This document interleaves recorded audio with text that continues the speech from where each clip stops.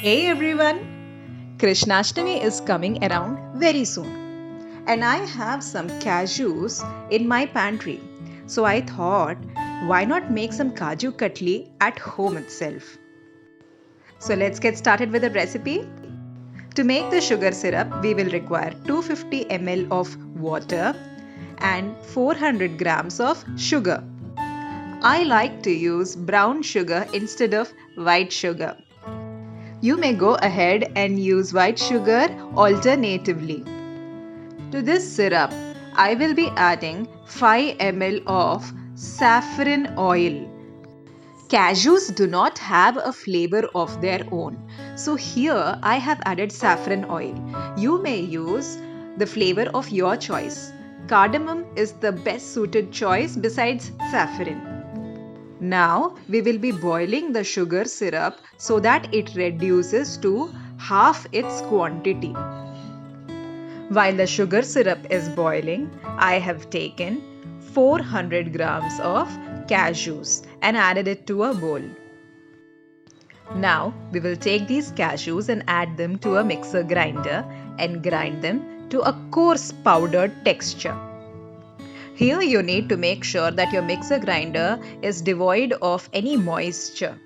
Moisture will ruin the texture of the cashew powder. Also, do not overgrind the cashews as it will start releasing its own oil. It is important that you keep checking your sugar syrup in between.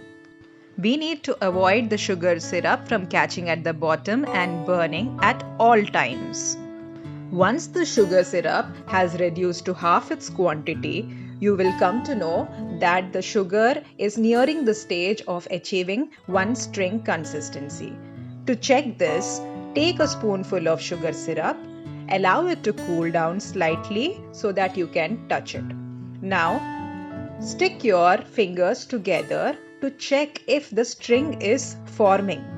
If a string like this starts to form, it means your sugar syrup is ready.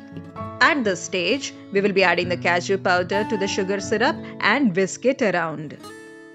We need to make sure that lumps are not formed at this stage. After about a few minutes of cooking, the mixture will start coming together.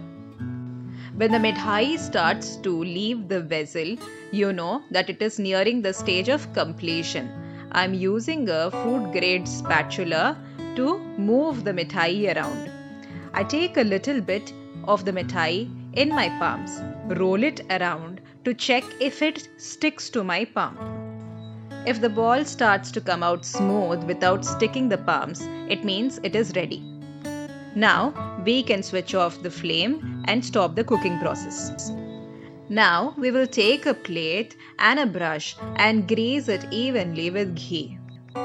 Next we will take the Mithai and place it onto the plate. Using a spatula, we will spread this Mithai in the plate evenly. This process needs to be done as quickly as possible. Once the Kaju Katli starts to cool, it will become difficult for us to spread the mixture around. Here, I am using a butter paper to place it on top of the Mithai. The next step is to apply pressure from the top. I have used a steel cup and then a steel plate to apply pressure from the top. Now we will remove the butter paper.